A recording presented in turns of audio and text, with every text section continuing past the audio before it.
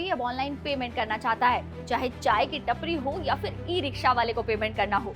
UPI Bharat में digital लेन then के रूप में तेजी से आगे बढ़ रहा है और इसके जरिए हर रोज करोड़ों लेन देन भी किए जा रहे हैं। इस बदलाव से देश डिजिटली ग्लोबल लीडर बनने की ओर भी बहुत तेजी से अपने कदम बढ़ा रहा है और आने वाले समय में इसका इस्तेमाल और भी ज्यादा बढ़ने की उम्मीद है। दरअसल PwC इंडिया की द इंडियन पेमेंट्स हैंडबुक 2022-27 की रिपोर्ट के मुताबिक FY 26-27 तक हर दिन 1 अरब यूपीआई ट्रांजैक्शंस होंगे, यानी कि कुल डिजिटल पेमेंट्स में यूपीआई की हिस्सेदारी बढ़कर 90% से भी ज्यादा हो जाएगी।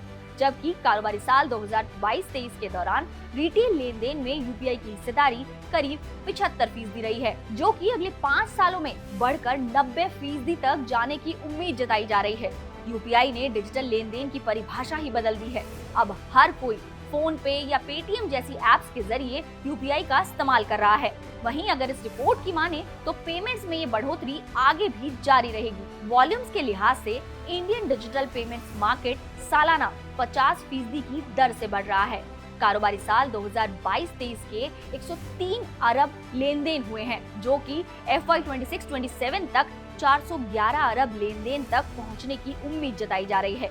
वहीं यूपीआई ट्रांजैक्शंस की बात करें तो ये 2022-23 में 83.71 अरब लेन देन हुए हैं, जो कि 2026-27 तक बढ़कर 379 अरब तक पहुंच जाएगा। इसके साथ ही क्रेडिट कार्ड सेगमेंट में भी बेहतर ग्रोथ दिखने की उम्मीद जताई जा रही है। रिटेल डिजिटल पेमेंट में यूपीआई के बाद क्रेडिट और डेबिट दोनों ही कार्डों के तरफ से सबसे ज्यादा इस्तेमाल की उम्मीद है। FY 24-25 तक क्रेडिट कार्ड से किए जाने वाले ट्रांजैक्शंस डेबिट कार्ड की तुलना में ज्यादा होंगे।